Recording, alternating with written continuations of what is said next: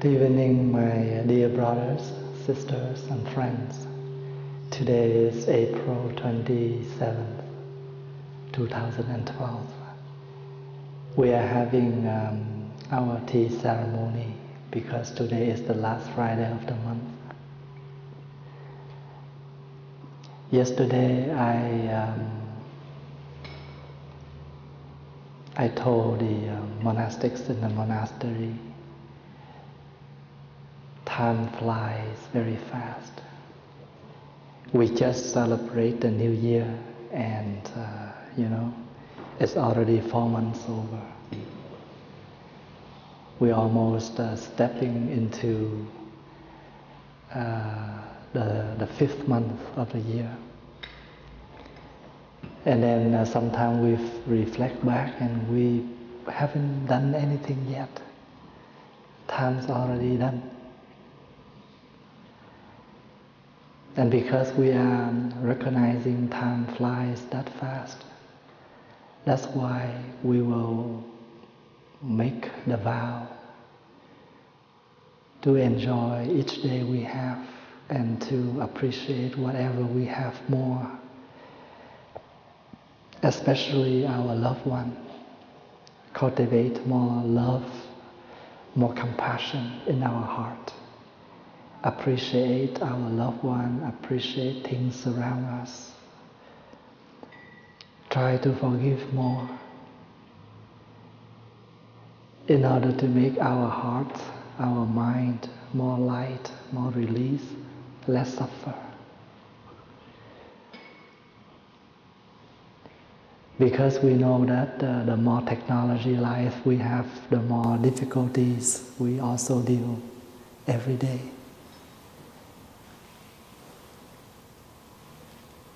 Today I went to visit a lady who was very sick in the hospital. I also have met one of her sons.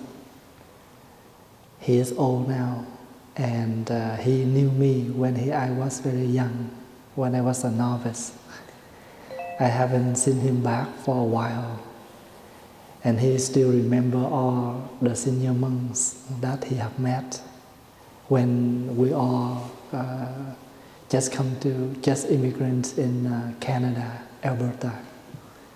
And he said that Thầy, at that time, the relationship is very close. We meet each other almost every 2 or 3 months, but now we haven't seen each other for a long time. And because we're also busy with many things. At that time I did not marry yet, so I'm still free. All the monks not have too much things to do, so we have more time together. And now I'm busy with my family, you are busy with the temples, with the community, and each of us just do our work and we never have time to visit each other. And I said, that's right. That is the reason why even today it's far away, 300 kilometers. I still try to make my time to visit your mom. Because I recognize that we are very busy. But if we are able to make the time is already there, 24 hours a day, no less, no more. But the point is, do we know how to use the time? Do we know how to make the effort, cultivate the effort to justify something we want? Or we just, say, oh, I'm busy, I cannot do this, I cannot do that. And that is the point. I remember when we just came to Canada, we wrote letter back to Vietnam almost every week. A lot of things to share, a lot of new things to to experience. A year later, nothing else to write. Oh, we wish to have a phone call so we can make the phone call so we can hear the voice of each other. But at that time, no telephone. And later, after 1990, 93, 94, we start to have phone call, but very expensive. I remember at that time, if we make a phone call back to Vietnam, it cost almost $4 for a minute. But because we miss each other so much, so we don't care. Try to make 5 or 10 minutes call back and to talk. And now a lot of company, they competition, so the telephone is very cheap now. The cost is very cheap, only 4 cents for a minute. But we have nothing to share. Sometimes we call back and nothing to say, so how are you? How's life there? And they also ask back, how about you? How is the weather there? Only few questions, the same every time we make phone call.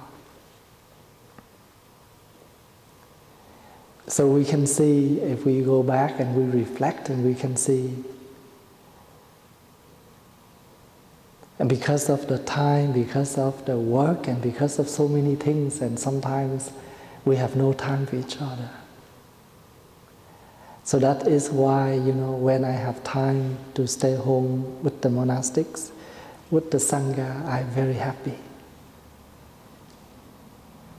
And sometimes I cannot say no with the other things, that I have to appear, I have to be there. But I know that when I accept the invitation, then I have to do wholeheartedly with things I already accept. I drown myself in those places, but when I have time to stay home with the Sangha, I also very happy. I also happy with the other Sangha when I'm there for them.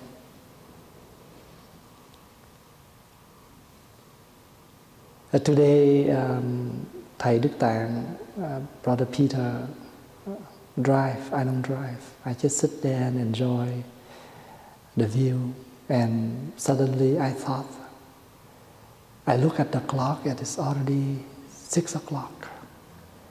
We left early this morning. We back home, 6 o'clock. And I see time flies so fast. And suddenly I thought in my mind, time is that short. Why we always, suffer each other?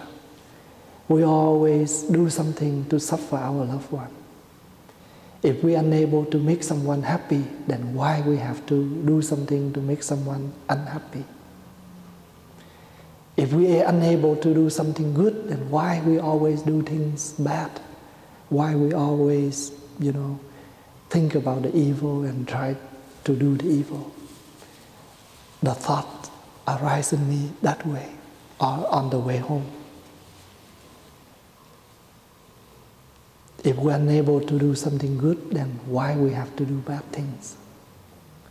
And that is the question in me when I'm back home. And the reason is because we always see the negative, the small negative from each other, but we don't see the whole things of the person. So we can recognize the positive points in each person. When I think about that and I remember the story I read, there was a young monk who built a wall for the temple. And he had used 200 bricks to build a wall. And after he had built the wall, he was done. And he recognized everything looks so nice, so straight, but only 2 bricks. By mistake, he did not put them in straight way. So the 2 bricks look not even. So he unhappy with the whole wall. He never dared to look at it. When people come to visit the temple, he afraid people will come to view the wall.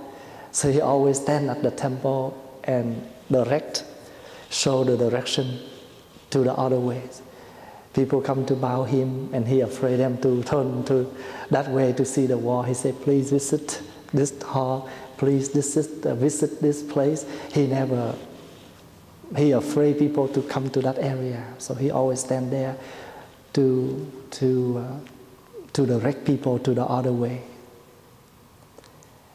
And there was the two young monks, two senior monks, who come to visit the temple, and he said, Master, please visit that way. He said, no. When I step in here, I saw the wall. I want to come there and take a look. He said, no, nothing to see. Nothing to see. Please don't come there. But because the senior, so he respect and he let them go to visit. The senior monk stand in front of the wall and look for a while, and he smiled.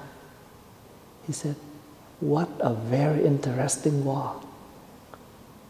The young monk said, nothing interesting. This wall look ugly.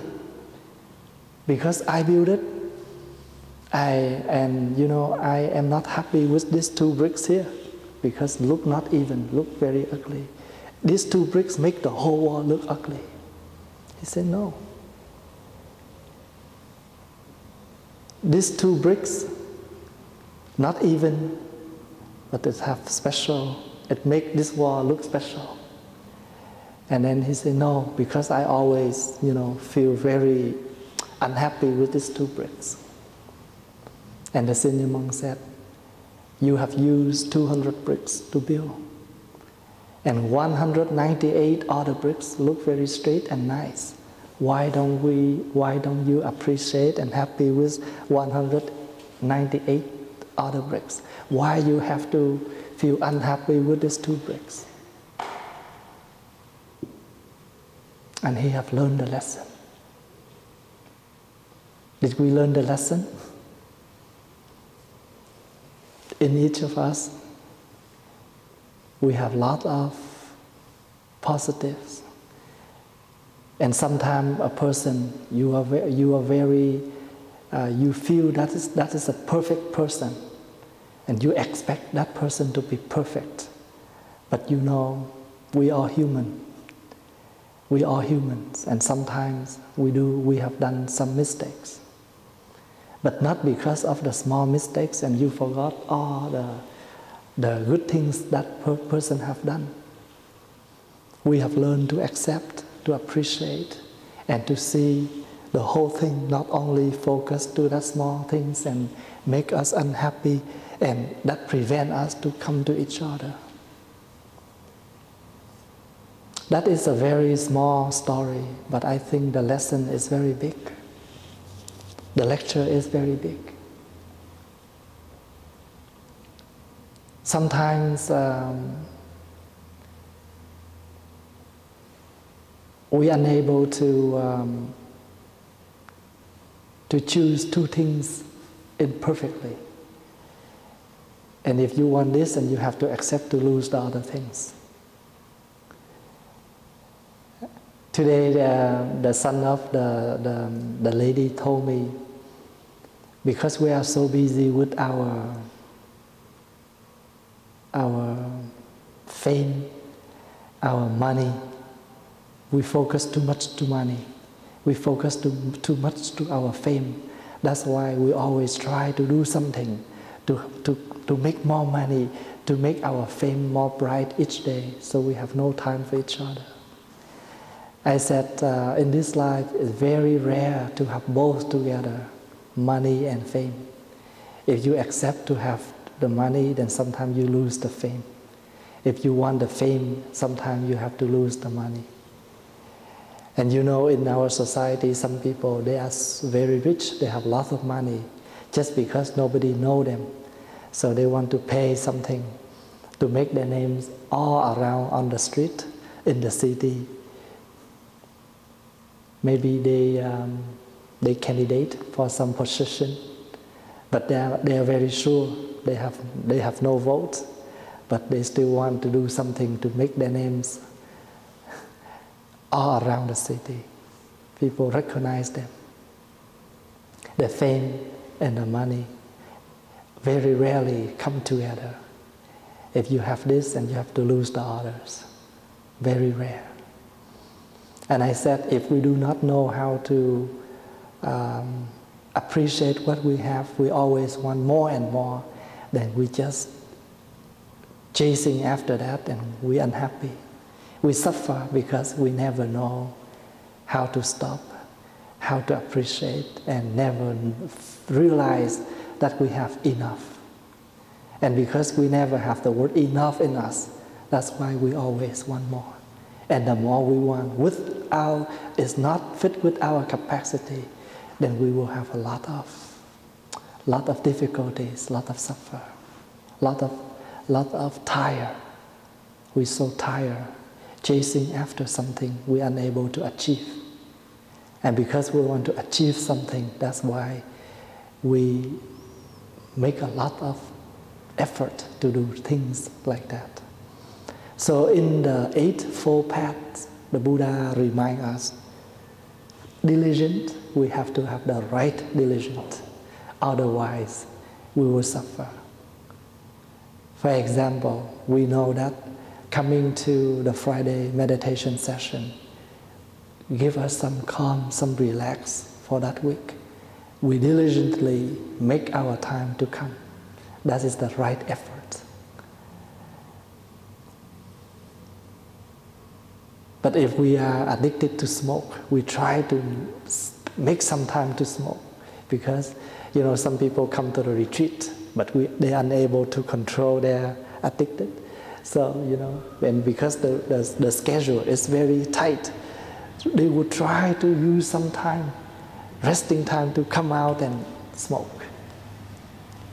I remember some of the people who addicted like that, and because we have the rule that no smoking, you know what they do? They went to the washroom, they stand on the toilet, and they smoke, and they let the smoke directly to the fan, so I cannot smell the smoking.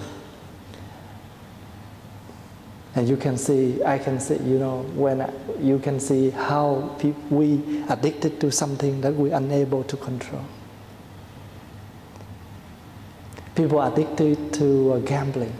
Every minute or every time they have space, time, they always go there. So that is not the right effort. And when we have no right, because we did not have the right livelihood, we always have the wrong livelihood. That's why we have the wrong effort. So the Eightfold Paths, they are connected. If we have the wrong view, we will have the wrong thinking. It will lead us to the wrong action, the wrong livelihood, wrong effort. If we have the right view, we will have the right thinking, right livelihood, right effort, right diligence, and of course, right wisdom, right insight, right concentration. So the story of the two bricks will help us to recognize if we have our loved one, and if we realize the mistake is not a major one, if we're able to let it go and try to let it go, appreciate their good effort. Because if we do not learn in that way, then never have anyone surround us that make us accept and justify at all, because we can see everybody have mistakes. Everybody have wrong things. And if we can see that, that's okay. They have the small mistake, but the other things they have done bring also a lot of happiness for the others. Try to take that, try to see that in order to easy to forgive, easy to accept.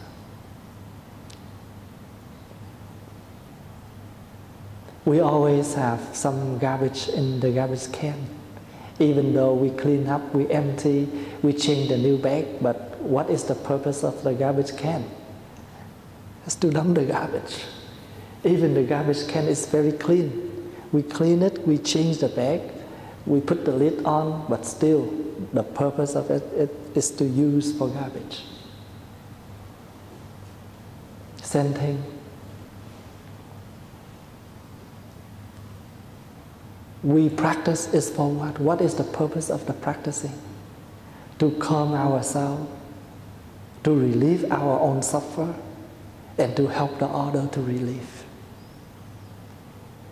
And because we are in this entire world, a lot of things to suffer ourselves, a lot of things to suffer our loved one.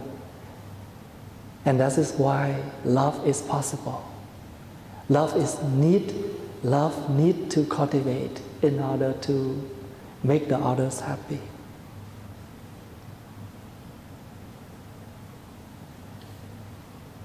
When I visit the senior today, and she told me that she afraid to stay in the hospital too long because that will cost a lot of money of the government. And her son, her daughter, they all take holidays to take care for her. I said, don't worry. We have the physical body. Of course, we have to be sick. That is very normal. But you should reflect. You are very lucky, very fortunate. You are sick, but you have the hospital to take care for you. You have the doctors, you have the nurses to take good care for you. Is that you're fortunate? And you don't want to stay here long to waste the money, to take more space of the hospital, then don't worry. Relax more so you can heal faster, so you can go home early, so you don't have to stay here long. You see what I mean? She say she afraid she stay here too long, waste the money of the government, and waste time of the doctor, she take the space of the hospital. Then I said, then don't worry, you have to relax to make yourself get well soon. Get well soon so you can go home soon. Then you don't have to stay here long. Then you will not waste the money. But that is not waste.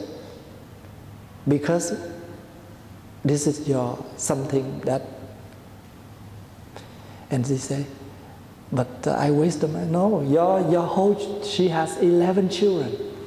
I said, your 11 children multiply their spouse. It's 22 people in your family working. And they pay for the taxes. So you also, the taxes of your children also include here. So don't worry much. Relax more so you can get well soon, you go home soon. And the body and the mind is only one. If the mind is relaxed, the body can get well early. The body also get happy. I know that each of us here, we have little of sickness. Even myself. Even young doesn't mean we never sick. We always have something wrong with our body. But not because of that and we forgot the other things. Just focus to the sickness all the time, it makes we more sick. Yesterday I talked to the nun, and one of the nuns is sick. And she told me, Thầy, even though I'm very sick, but I don't want to, stay home all the time and thinking about my sickness. It just makes me more depressed, more sickness. So I use the time I have left, I will do something. So if any senior need to go to doctor, she will bring them to doctor.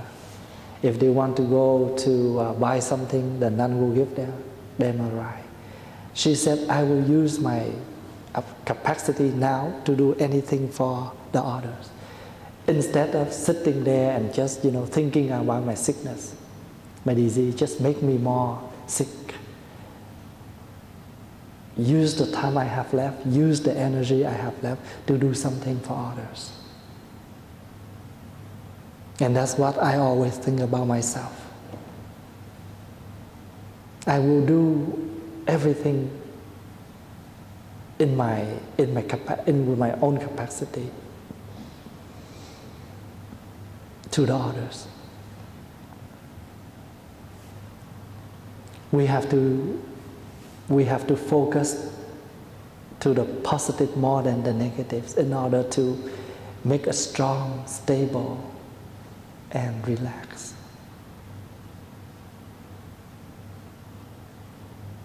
You can see that this morning we have a lot of snow, but in the evening everything melts.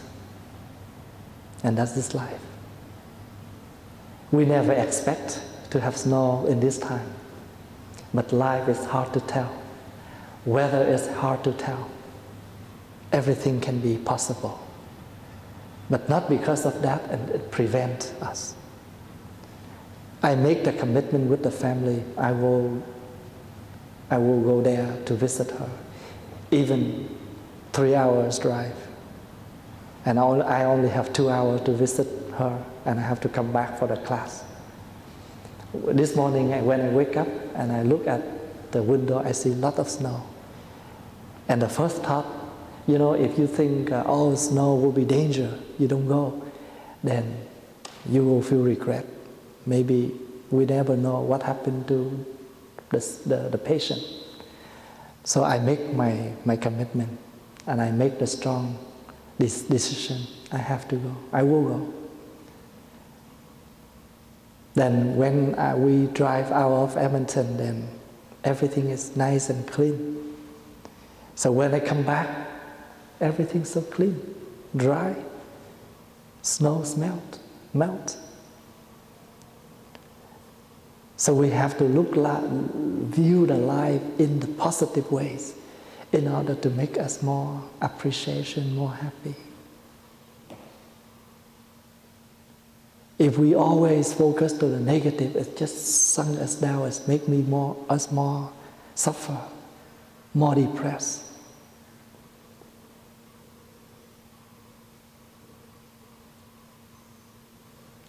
We have one of the members here who was stroke, and he unable to use his right hand. But he tried his very best, learn how to write in his left hand. He made it. Before he cannot use the left hand because he always used his right hand. But when his right hand unable to do anything, he cry a lot and he think he cannot do it. But with his strong mind, he made it. He listened to the Dhamma talk. He tried to write everything down by his left hand. And after that, he made a book. He gave me one. He made the copy. He gave me one. And in that book, he said, this is all the Dhammas that I have learned from the CDs. And what I appreciate the Dhamma, I wrote it down, and I want to give Thầy one copy to keep. Because that's what I encouraged him. I said, why don't you try to write by your left hand, write something good for your children. You leave it back for your children. So when you die, this book will stay with your children. And he have learned that. He wrote it, and he gave the original copy to his children, and he make one copy for Thầy.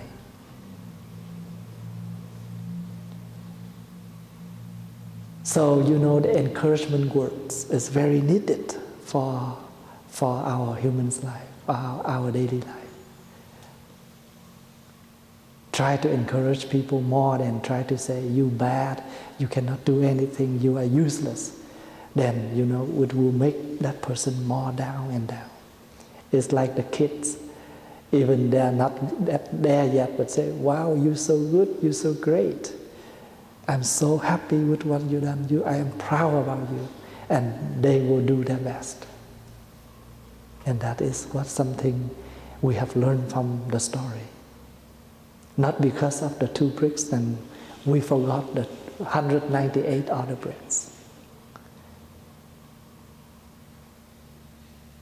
And because of the 2 uneven bricks, it show up the other 198 bricks look beautiful.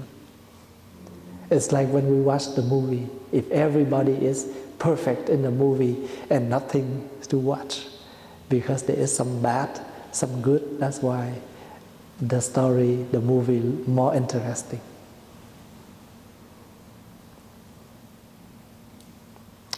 Any question?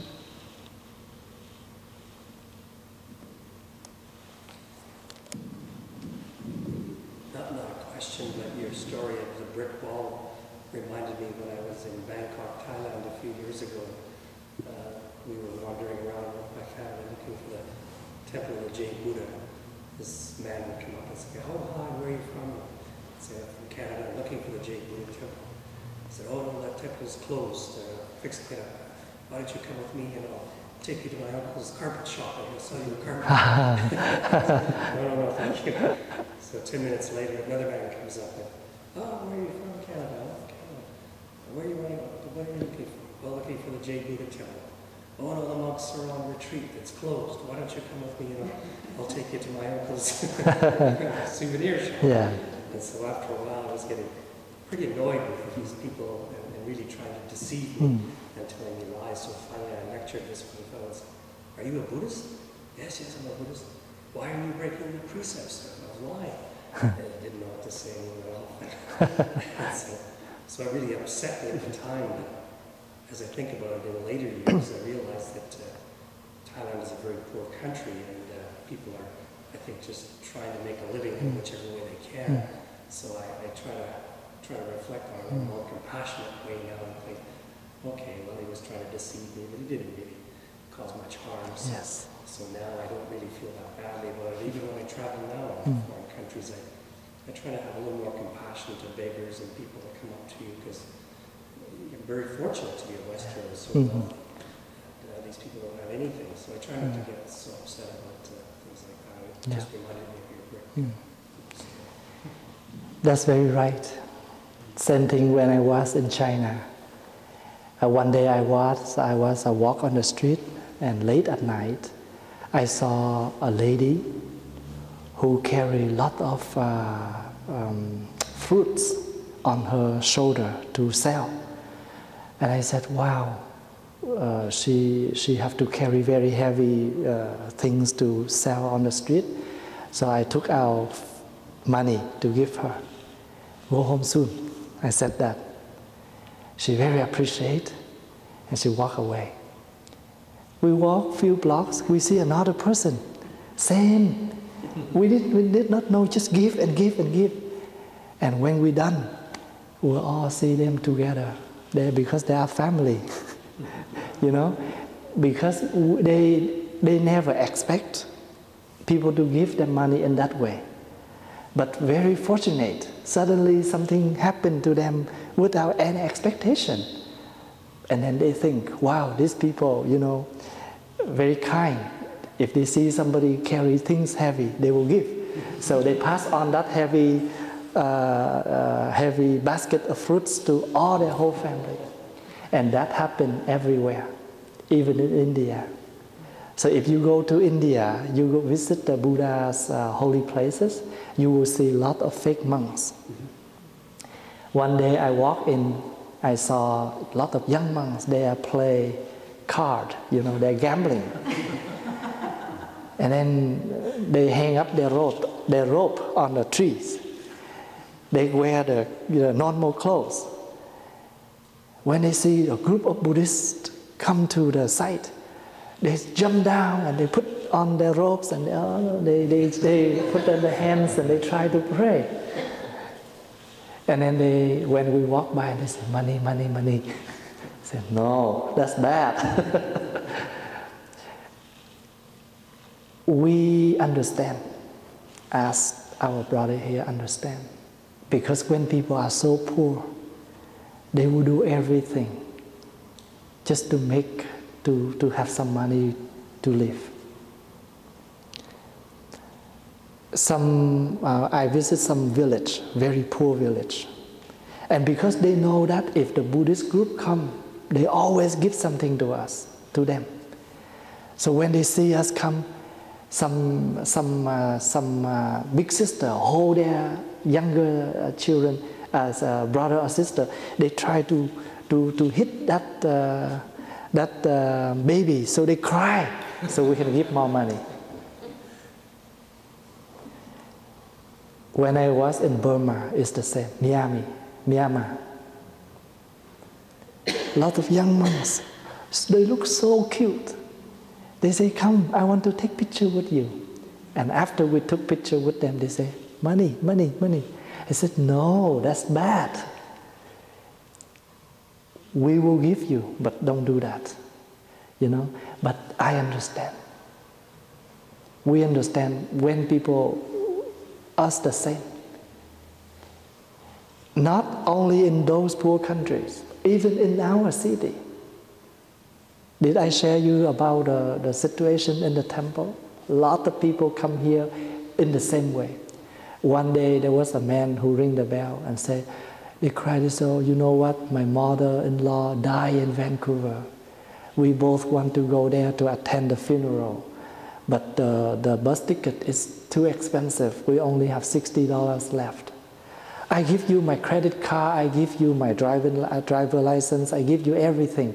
I just want you to borrow from you $60 so I can afford for my bus ticket. I said, no, that's okay. If you need to go back to attend your mother-in-law funeral, I will give you. I give them $60. 2 days later, somebody come with the same situation. And then someday they come here, they said, I come from Red Deer. I want to come here to find some job, but unfortunately I lost my wallet. Now I need some money to buy the bus ticket to go back home. That happened all the time in the temple. One day they come here to say, oh, I live in St. Albert. I want to come here to find a job, but I cannot find a job and I have no money to go back home. I said, okay, wait a minute. I go back to my office and I only have $3 left. So I give them, I say, this is all I have today. So I give you all. The next day, same time, another person come with the same situation. I said, I told you honestly, yesterday somebody come here, asked me for money, and I only have $3 left. I give that man already. So now I have no more money to give. I'm sorry. He said, oh, that's okay. He left. So I followed him to the front of the temple. I saw the yesterday man staying in front of the temple and waiting for this man. I saw him, I said, here, this is the man who came yesterday. And they said, that's okay. They walk away. You see, not only in the poor countries, anywhere, but when people need something, they will do everything. They don't mean it, but if you open your heart and understand and forgive people in that way, you feel more relaxed in you. Otherwise, we cannot appreciate anything with people surround us, with things around us every day. Sometimes you walk in the shopping mall, you expect the person in front of you, he opened the door, and usually in our tradition, we will keep the door open for someone who come after us, right? But they never do that. But not because of that, and we get mad at them. If they are not there, we still need to go there and open the door. So why we have to expect that person to keep the door open? Usually when we come in first, we saw someone almost get to the door, we keep the door open and let them come in too, right? But sometimes people forgot or they don't have an idea to do that. Then we don't have to expect people in that way. If they are not there, we still come there and open the door by ourselves. There was a man that I knew, he told me one day, there was a lady who opened the door for him, and he forgot to say thank you. So after he stepped in, that lady expect him to say thank you, but he didn't say it. So this lady showed her mat right away. She said, "You're welcome." He's so embarrassed, you know. He forgot, he didn't mean it. Sometimes I have the same problem. I think I have told the Sangha once. One day I went to the States, and you know, when we go back to Edmonton, we need to go to the custom. And because the flight was very late, and I know someone is waiting for me too long, so I try to rush a little bit so I can catch in line early, so I can get out early. When I focused to that, and I forgot people around, so I tried to cut off the line. And there was a man who turned around me. He said, what did he say? He said, "Why you need to go that fast? You almost die." You know, when he said that, it made me reflect. I thought, when we focus to something so rushed and we forgot that we are a monk, we should slow down and something like that, you know. But I don't get mad at that man. I can recognize my problems, my faults. I did not mindful enough. I tried to cut off the line in that way. So sometimes we try to understand people, and if something happens, people will understand us back. There was a lady who asked me, "Thầy, when I get old, I want to die in peace. Can you show me what can I do so when I die, I can die, you know, peace and easy?" I say, when we still alive, try to be easy. Try to relax more, try to be easy. Because what we have done here is like become the karma. So when we get old, we won't do anything else, but that all the karma will come and we use it. It's like we are saving the money into our saving accounts. So when we retire, we get old, we use all the money we save. Same thing. Our actions now, our behavior now, will become the habit. Habit is like the karma. So when you get old, that karma will come out and react. So while we're still young, we're still healthy, try to live easy, try to forgive, try to be easy as much as we can. Then when we get old, we will make people surround us, take care for us more comfortable, because some senior, they're very hard to deal, very hard to work with. But some senior, they're very easy to work with. Today, when I shared a few points with the family, the ladies' children, and they say, "Yeah, now what you told me us, we have realized that because we never have anyone in our family was sick, and this is the first time my mother was very sick, and I can realize how hard to deal with the senior." But I thought this is very normal with old people, especially when they are sick. I have worked a lot with the senior in the community, so I have a little bit of my experience. So when we are young, we still can practice, try to practice as much as we can. So when we're old, what we have practiced will become something to use when we get old. So today, with this tea ceremony, I would like to share with you the story very close to our daily life. And this is something we need to reflect, we need to calm down and to use, to apply into our daily life. And in that practice, we will find more informations, more details, more lecture, more learning when we practice something. Learning is not enough. We need to apply, we need to practice what we learn, and then we will realize a lot of interesting, a lot of good things to learn in what we have practiced. Thank you for your attention. Thank you for your presence. Enjoy your weekend.